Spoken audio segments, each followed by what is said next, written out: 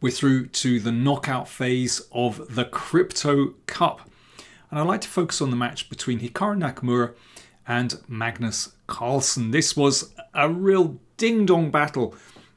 In fact, I'm going to show you two games from the match in two separate videos. So watch out for another one coming after this. So this is the first game.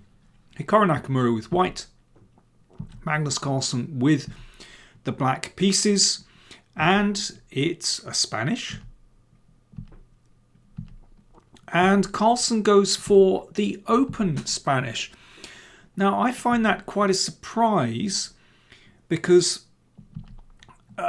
theory is quite forcing in this opening.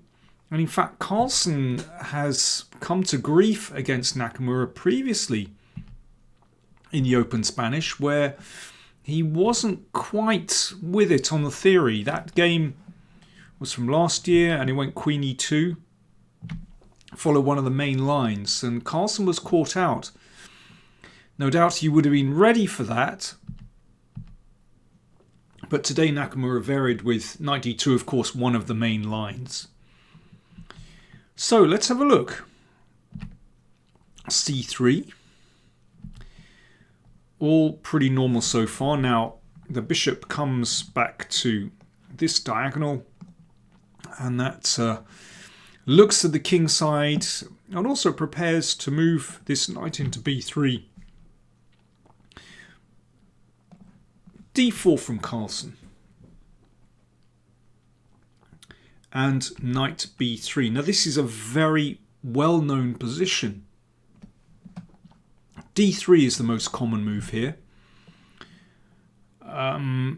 which can lead to some crazy complications after this.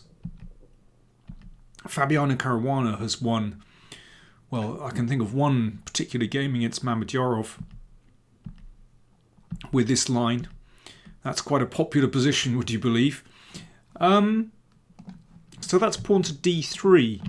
But Carlsen very quickly took on c3. The computer doesn't really approve of this move, but he has played it before. In fact, a game between Nepo and Carlsen last year, no, not last year, last month, or at least in March. I'm getting confused with the time. Went pawn takes c3, and the queens were exchanged. And then here, and actually that was a draw by perpetual check like this. A comical repetition, actually. And a draw. But instead of recapturing on c3, which would go into this endgame, Nakamura took on c5 and then played bishop e4, attacking the knight. Now, the computer does approve of this.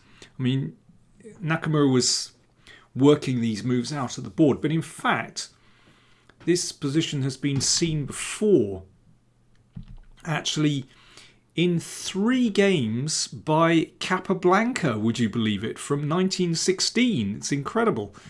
So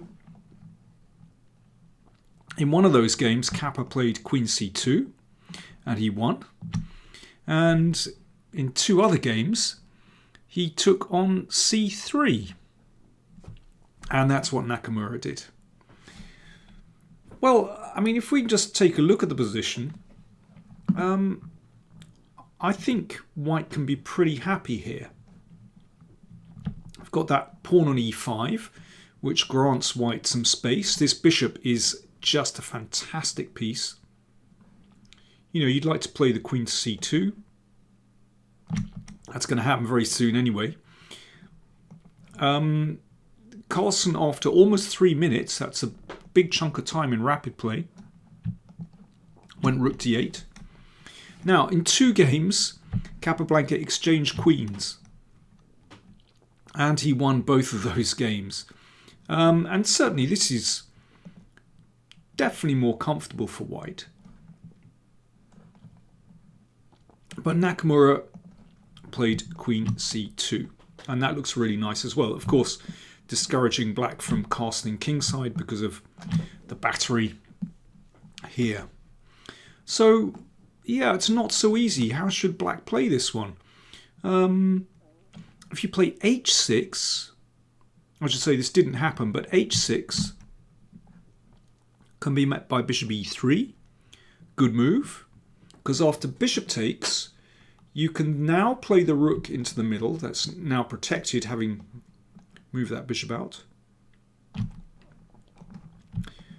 Hits the queen. Of course, if the queen moves away, we have bishop takes knight. So black has to put the bishop in the way. And this is just a really nice position, because we can give a check here and the king has to go to f8. And white obviously has a huge advantage there. So yes, the natural move, the obvious move h6, which also covers g5, isn't very good because of that clever move bishop e3. So Carlsen played knight e7. So that is the problem piece, because the queen had to keep hold of it. Bishop g5. So that clears the d file. And this is really not easy. So, of course, Carlsen would love to be able to castle kingside, but yeah, there's a problem. That pawn could be taken. h6.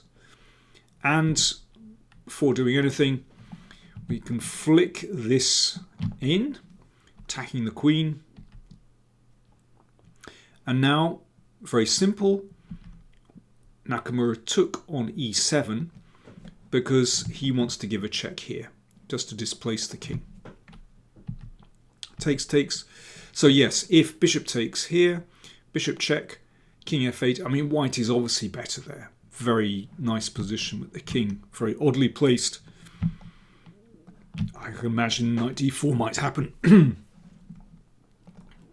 So in this position, Carlsen played king takes. So he's trying to bring this rook into the game and then step the king back. But it's not very nice. Knight here. Again, this move looking to play knight c6 check. And this is nice. Bishop f3. So what he's doing is he's making sure that the queen can come down to h7. So you can imagine after a knight check, the king comes back, and then queen h7, well, it's almost mate. The king's almost caught. Let me see. And if bishop takes, pawn takes, there's queen c5 check coming, there's d5 coming, that looks terrible. So g6 played by Carlsen, stopping the queen coming in. But now a nice little shuffle. Queen d2.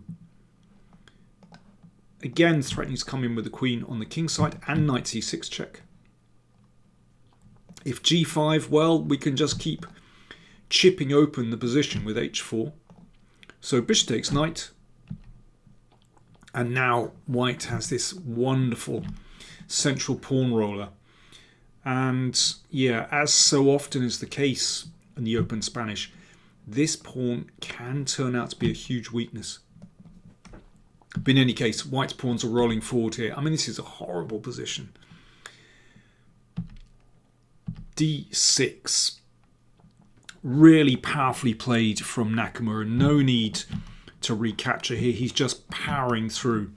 And yeah, of course, pawn takes pawn, queen takes pawn is actually mate. And if king f8, then just d7. So yeah, really powerful stuff. So king d7, I mean, that's really disgusting. Having to stay with the king in the middle. And now Nakamura is having fun. Rook c1, threatening to take here. And, well, I mean, Carlsen played c5, but I think everything is losing here. Queen e3, attacking here. Pawn pushed on. Check. And now rook d1, threatening this. I mean, the rook is in a dreadful position. So the queen has to block. And now it's a lot of fun for Naka. Just taking those pawns off. So, I mean, this is obviously completely winning. Check, king f1, the king is safe. And the game finished like this. Rook takes pawn. Queen takes rook. And that was the final move of the game. Carlsen resigned, of course, if queen takes queen, pawn on, and you get a new queen with an extra rook. Well, what an absolute crush. Really powerful play from Hikaru Nakamura. But I think very poor play from Carlsen. I think his whole choice of opening was, well, the open Spanish, very risky. Nakamura clearly knows his stuff there. And Carlsen was caught out very badly. So that was game one. So remember, it's a 4-game match. Losing the first, well, it doesn't count you out completely, but Carlsen had it all to do. I'm going to show you what happened in game 2 in the next video.